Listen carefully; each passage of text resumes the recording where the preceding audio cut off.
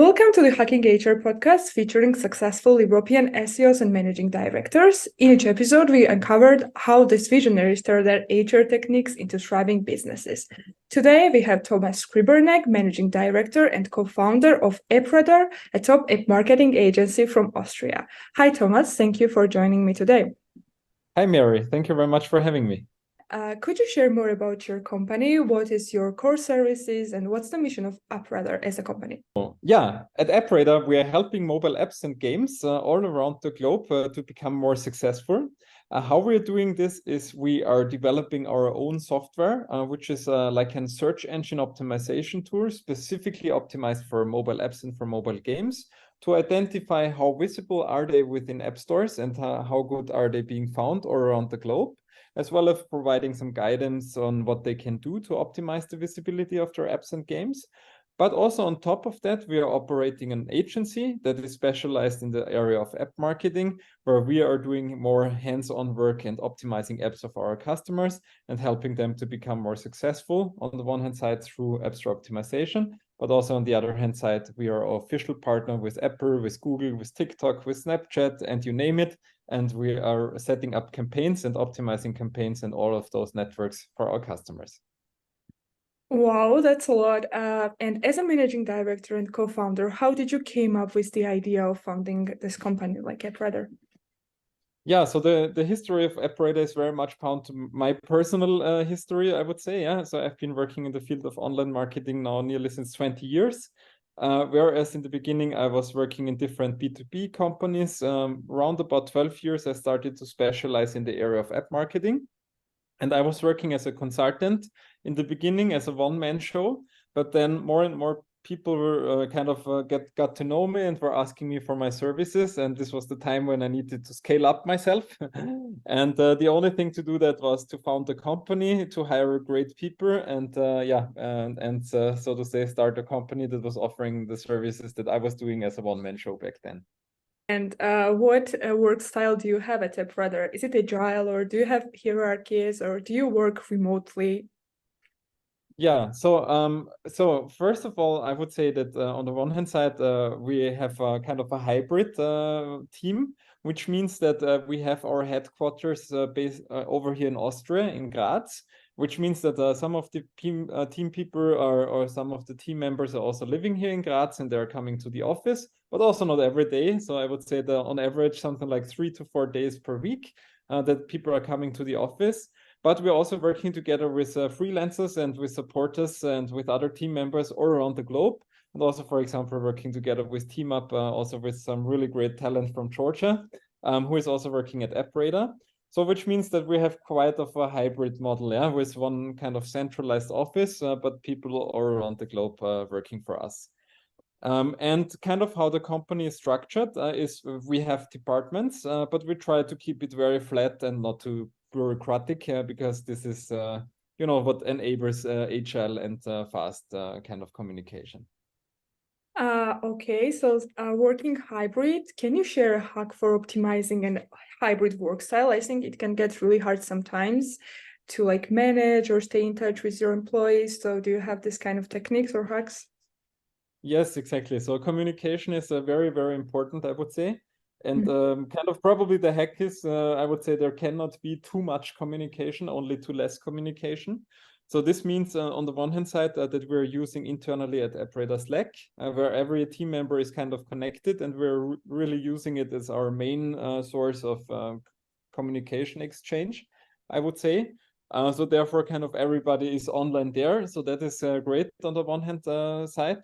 And also on the other hand side, we are also having within the teams either weekly or maybe even daily meetings where also people come together and that they can also, just share like their experiences, what they're currently working on, if they need help or if everything is in good status. What is your management style like and how do you improve it on a daily basis? Yes. So I think that from our management style, what we're trying to do is we want to give as much responsibility as possible to our team members, because this is also kind of what we figured out what works very well in terms of, like that they are getting better in their job as well, taking over responsibility as well, and kind of it makes it also more manageable. On a high level, we're kind of giving goals and setting the direction of, like what we're expecting from everybody from the team to deliver. But, like if there should be questions along the way, obviously, then we are here to help and try to, support as good as possible. Do you have any management hack that you would like to share with our audience? Yeah, so good question. Yeah, so I think probably what also over the years, I would say what works very well, obviously, is if when you do meetings, that like also first of all in front of the meeting, send out an agenda of the meeting so that people can already prepare for the meeting and understand like what is it about. So that saves on the one hand side time, but also sets a little bit the focus, obviously. And I would say like just doing this for so many years, documentation is very, very important because that also helps to keep track of what was bespoken, what were the next steps, and kind of you can also come back here later if you need to double check some information. What HR trends are currently on the rise in Austria as you're operating in that market? And are you following these trends? And if yes, what advice would you give to other companies to prepare for the future of work, which is happening now? Yes. So I think, I mean, I'm not sure if it's only in Austria, but I would assume it's probably more global. I think the war for very, like specialized talent, I would even call it. Yeah. So it's a very, like it's a very competitive market. Let's put it like that. Because if you are, for example, in Austria, if you're a good programmer, already have some kind of years of experience, it will be super, super, super easy for you to find a job because there are simply way more jobs than people with those specific skills. Yeah. I would also say that this is true for marketing as well. So also, once again, if you're really good in online marketing, for example, it will be also very, very easy to find a job over here in Austria. And once again, I also think that this is kind of also in probably most countries of the world like that. Yeah. And one of the things that we have been investing very heavily right from the beginning is that in terms of also what can we do as operator is to brand us within, I would say, a younger target audience. So around people that are, like in the age of finishing their studies, for example, because these are most very often, like very motivated, very driven. They want to learn new things. They want to try out new things and come in with a lot of, like own motivation by themselves. So this is something that we identified as a very good target audience. And this means how we're trying to become visible amongst them is to also do lectures at universities, for example, or to participate in events and doing some networking there as well, and trying to get to know the people, as well as trying to also position AppRadar as a cool company, as a cool startup over here in Graz, which also like helps when people talk about they know you, and then it's also easier to find talent. As well as also looking outside of Graz as well, looking outside of Austria as well, and working together, for example, with TeamUp, who can also help us to find really great talent in Georgia, for example. You partially already answered my next question, which is like, how do you hack recruitment process and what's your key to success?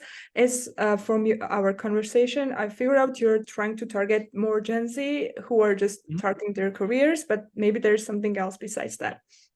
Yes, exactly. So, I mean, I would also say it depends obviously a little bit on the position. Yeah. So if we're looking for more, like senior positions within the company, then we're also trying to find more senior talent, so to speak, who already brings a lot of experience with them in their very specific niche or in the very specific area of the job.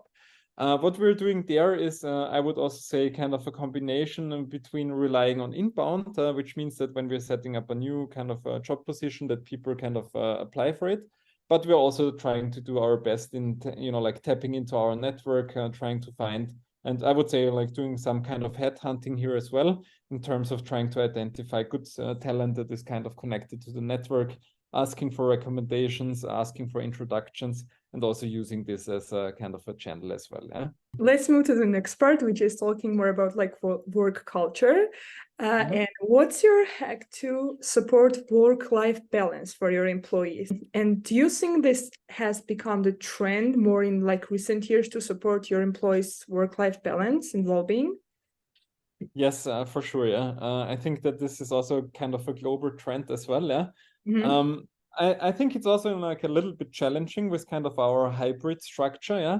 So within Graz, we are doing actually a lot of, like also offline events together with the team, like doing some kind of team events with smaller parts, department-wise, or also for the company, doing some parties, like in summer times, for example, bringing the people together and then having kind of a nice atmosphere and, like also to have some conversation outside of work topics. But obviously, like when people from work come together, very often they also speak about work, yeah. But I think that's fine, yeah. And so this is something that we're trying to do on this end, and as well for the people kind of remote, we try to incorporate them as much as possible with the meetings, and kind of also like making sure that they're also feeling a part of the team as well. Because I think that like if the kind of the base level is here and you're kind of connected to the team, to the company, then also like work doesn't feel like like work. It can also be joy and it can be fun. Like doing something that you like to do together with some other cool people, which is I think some of the things that we're trying to do to establish that. Yeah, exactly. So, do you manage to maintain a work-life balance yourself, and how do you achieve it as like manager and co-founder of a product?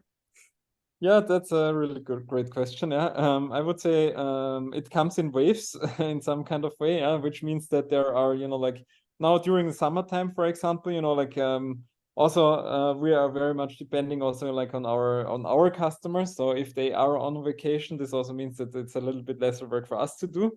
So this means that during summer times, this summer I could also take some time and recharge my batteries. But I'm now already feeling it, like it's going to the end of the year, yearly closing. We're in the fourth quarter, yeah. So therefore, it's already getting a little bit more and more and more and more. But I think that's like a part of the deal. And I would also say, uh, I mean, I would not say that I like everything about my job because there are some things that I simply have to do, yeah. But I guess everybody has that in his or her job, yeah. But I will have to say I really like the majority of my job, and a good thing is about when you found your own company, it's obviously you can decide a little bit more. I would say how the job should look like, yeah. Yeah, exactly. I totally got your point. And there is like last question from my end. Since your team is like, but I think we already also partially answered this question. Since your team follows a like hybrid work model, how do you build and maintain like team spirit? Are there any online or offline events that you arrange? I think you already answered this question, but maybe we can get more in details of how do you do it and how you like plan such Yeah. events and then organize it. Yeah. Exactly. Yeah. So as mentioned, yeah, for us over here in Graz, so we're doing offline events as well. Yeah. For the complete team, we're doing online events. Yeah. We, for example, have a monthly company meeting as well, where we bring everybody in the car so that everybody is there, getting an update of what's currently happening within the company. I mean, it's it's good to share information, and once again, I think it also helps to build up the team spirit that everybody is kind of informed. So from this point of view. Also, what I can remember back is also during Christmas time, for example, we're also setting up cars where everybody comes to the car. Some of them, like even like wearing their Christmas, like sweaters, for example, or being dressed up like a reindeer also happened. Yeah, so kind of trying to do this as well, so that the team comes together and sees each other. If it's only over the internet, but like at least they see each other and kind of feel connected to the team. Yeah. Yeah, I think it's really critical at this stage to like connect with people when you're working remotely or hybrid model, just to, feel the team spirit and feel reconnected to the people you're working with, because it can be really isolating sometimes. That was my questions for today. Perfect. Yeah, thank you so much for your time and willing to participate in this podcast. And I'll keep you updated.